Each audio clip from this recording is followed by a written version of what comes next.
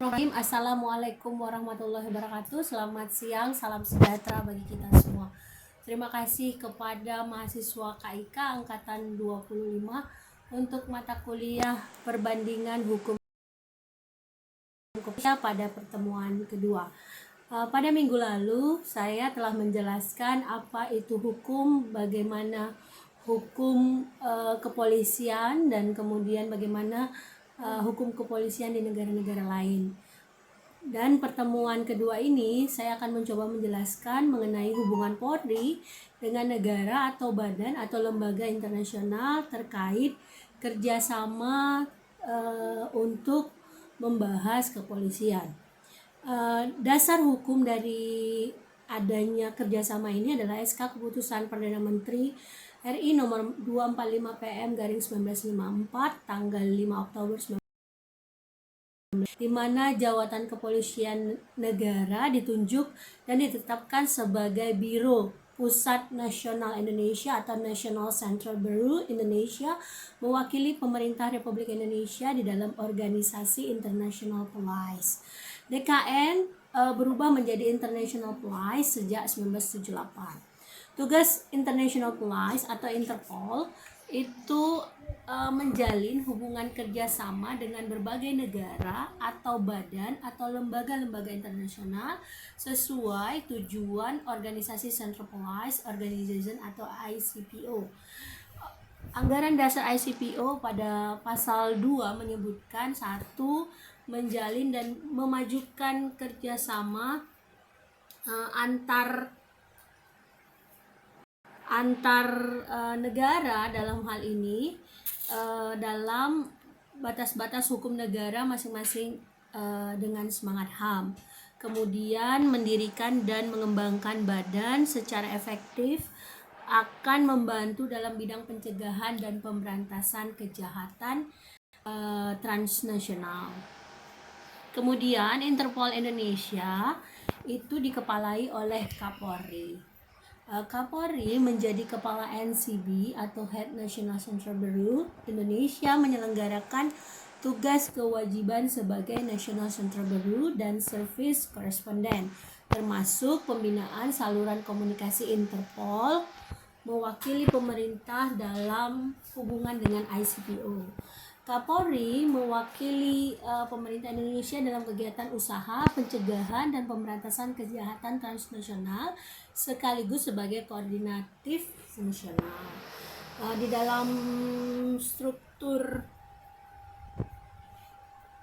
organisasi Interpol dalam hal ini bahwa dikepalai oleh Kapolri, kemudian ada SES NCB Interpol, dan ada KUR itu ada kepala bagian Jatinter, ada kepala bagian Kominter, kepala bagian Konfinter, dan kepala bagian Lotas. Kemudian dalam proses NCB Interpol Indonesia, NCB Interpol Indonesia adalah salah satu biro yang berada dalam struktur organisasi divisi hubungan internasional. Polri atau Divhub Interpolri yang bertugas membina, mengawasi, dan mengendalikan penyelenggaraan tugas NCB Interpol dalam kerjasama internasional dalam lingkup bilateral dan multilateral, dan melaksanakan tugasnya. Set NCB Interpol Indonesia menyelenggarakan fungsi 1 sebagai pelaksana kerjasama internasional dalam rangka penanggulangan kejahatan internasional atau transnasional. Kemudian penyusunan perjanjian internasional dan menyelenggarakan forum pertemuan internasional bilateral dan multilateral. Kemudian pertukaran informasi intelijen kriminal melalui dengan Interpol dan APOL, pembinaan teknis atas Polri, SLO, STP, dan LO. Sekretariat NCB Interpol Indonesia dalam melaksanakan tugasnya dibantu oleh bagian kejahatan internasional atau Bagjantinter, bagian komunikasi internasional Bakkominter, bagian konvensi internasional Bakkonfinter, dan bagian liaison officer dan perbatasan atau Baklotas. Dalam hal ini NCB Polri sebagai struktur dari organisasi divisi hubungan internasional yang ada di Polri. Kemudian sejarah Interpol. Sejarah lahirnya organisasi ICPO atau Interpol karena adanya persamaan kepentingan dalam pemberantasan kejahatan transnasional dan internasional di antara negara-negara di dunia sebagai berikut. Karena satu, perkembangan teknologi, kemudian dalam menghadapi gejala-gejala tersebut, negara-negara mengalami kesulitan baik bersifat yuridis maupun prosedur. Kemudian untuk mengatasi permasalahan tersebut, beberapa negara Eropa menyelenggarakan Kongres Polisi Reserse Internasional pertama di Monaco tahun 1914 dan menghasilkan kesepakatan untuk membentuk suatu badan kepolisian.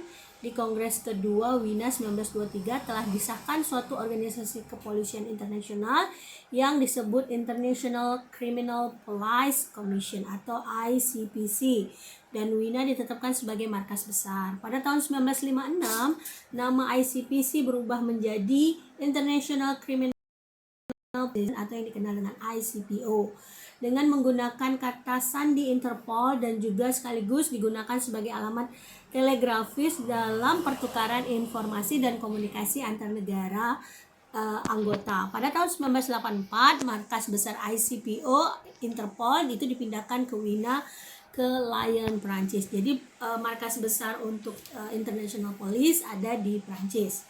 Kemudian dalam melaksanakan tugas, prinsip Interpol itu menganut beberapa azas. Dalam hal ini adalah azas kedaulatan nasional, tetap saling menjaga dan menghormati kedaulatan masing-masing negara. Prinsip hukum pidana umum dalam kerjasama pencegahan dan pemberantasan kejahatan internasional merupakan pelanggaran ketentuan tindak pidana umum dari masing-masing negara. Universal, tidak ada suatu negara yang mentolerir kejahatan. Kemudian azas kerjasama menggunakan metode kerjasama sebagai wadah Interpol ditentukan oleh pertukaran bentuk-bentuk kejahatan internasional yang setiap negara bekerja sama harus memperoleh manfaat dari kerjasama tersebut. Organisasi yang fleksibel, di mana Interpol sebagai organisasi harus fleksibel dalam menjalankan tugasnya. Pertumbuhan dan penyempurnaan harus berdasarkan pada perkembangan global.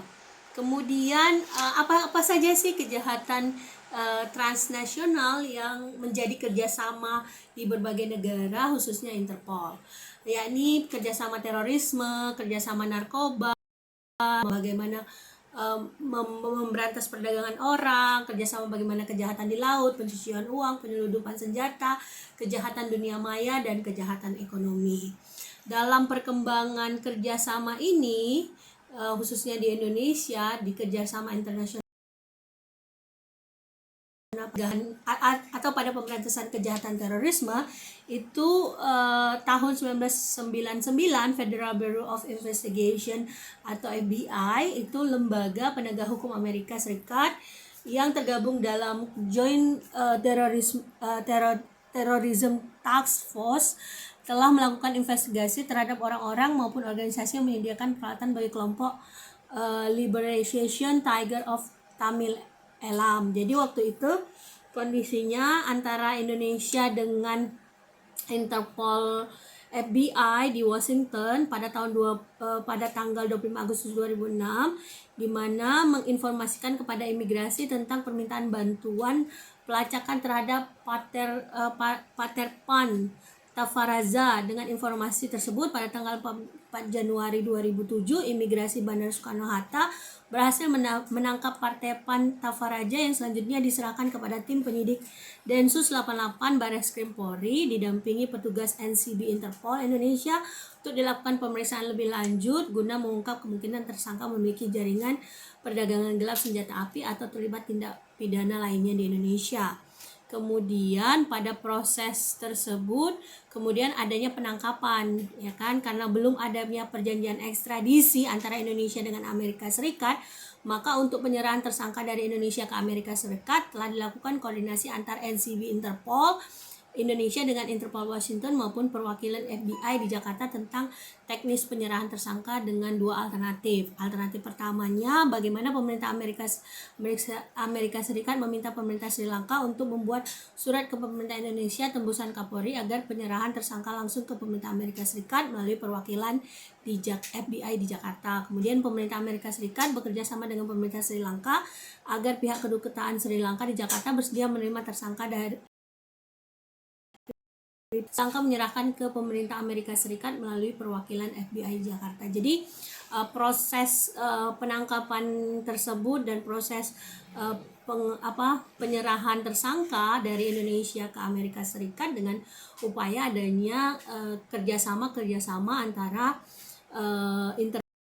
NCB Interpol Indonesia dengan NCB Interpol Washington atau FBI dalam hal ini dalam proses diplomasi maupun proses, karena kita tidak ada ekstradisi antara Indonesia dengan Amerika Serikat. Dari hasil koordinasi antara NCB Interpol Indonesia, FBI dan pemerintah Sri Lanka disepakati dipilih adalah alternatif pertama, di mana pemerintah Amerika Serikat dan meminta pemerintah Sri Lanka untuk membuat surat ke pemerintah Indonesia tembusan Kapolri agar menyerahkan tersangka ke pemerintah Amerika Serikat melalui perwakilan FBI di Jakarta. Kemudian dalam hal adanya melihat bagaimana sih peraturan kerjasama yang dilakukan oleh Interpol Indonesia, yakni kita mengadakan ekstradisi. Yang ada adalah ekstradisi antara Malaysia dengan Indonesia, Indonesia dengan Filipina. Kemudian adanya kesepakatan bersama joint communique of the Sixth Asian Ministerial Meeting and on Transnational Crime MTC OMTC kerjasama dengan negara ASEAN dalam pemberantasan kejahatan transnasional. Kemudian ada MOU penandatanganan kerjasama Polri dengan Kepolisian Timur Leste, MOU antara Polri dengan Korea Selatan, Kepolisian Nasional Korea Selatan. Terus juga selain itu melihat peraturan Kapolri nomor 1 tahun 2020 tentang atase dan staf teknis kepolisian. Jadi dasar-dasar hukum atau apa sih yang mekanisme dari proses kerjasama antar kepolisian internasional. Oke, selanjutnya dalam hal ini saya menugaskan kepada seluruh mahasiswa untuk dapat mengisi untuk dapat mengisi soal yang telah saya share ke Google Form, dan silakan Anda menjawab dan kemudian dikirimkan kembali ke saya. Sumber bacaan dari materi ini yaitu Abdul Muiz DKK 2021 Hukum Kepolisian dan Kriminalitas,